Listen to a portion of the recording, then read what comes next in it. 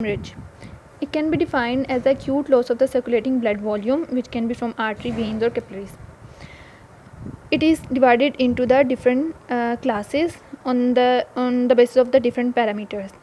On the basis of origin, it can be divided into arterial hemorrhage, venous hemorrhage, and capillary hemorrhage.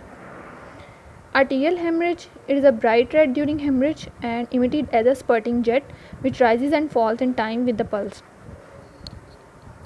Venous hemorrhage, it is a dark and it flows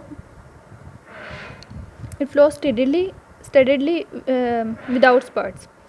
And the capillary hemorrhage, it's also bright red during the hemorrhage and it is often rapid and oozing form. On the basis of timing, it can be divided into primary, reactionary, and secondary. The primary hemorrhage occurs immediately at the time of the injury or operation.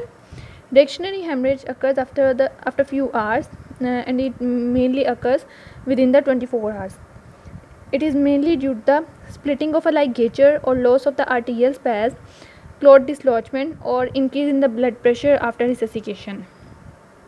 Secondary hemorrhage occurs within few days. It usually occurs after 7 to 14 days and it is due to the infection, sloughing of the vessel wall due to the infection, or pressure necrosis. Predisposing factors are pressure of the drainage tube and fragments of the bone. On the basis of the visibility of the hemorrhage, it can be divided into two types: revealed hemorrhage or concealed hemorrhage. Revealed hemorrhage, also called external hemorrhage, as it is visible outside the body, and concealed hemorrhage, also called internal hemorrhage, as it is not visible in outside the body. It is invisible or concealed. Examples are rupture of the spleen, liver, or ectopic pregnancy. Hemorrhage can also be classified according to the organ involvement. For example, extradural hemorrhage, subdural or subarachnoid hemorrhage, or intracerebral hemorrhage, which represent different organs involved in the hemorrhage or different parts of an organ involved.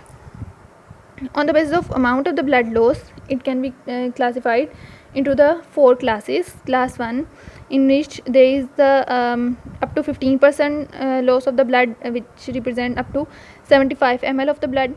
Class 2, in which the 15 to 30% of the blood loss is present and it represents the 750 to 1500 ml of the blood.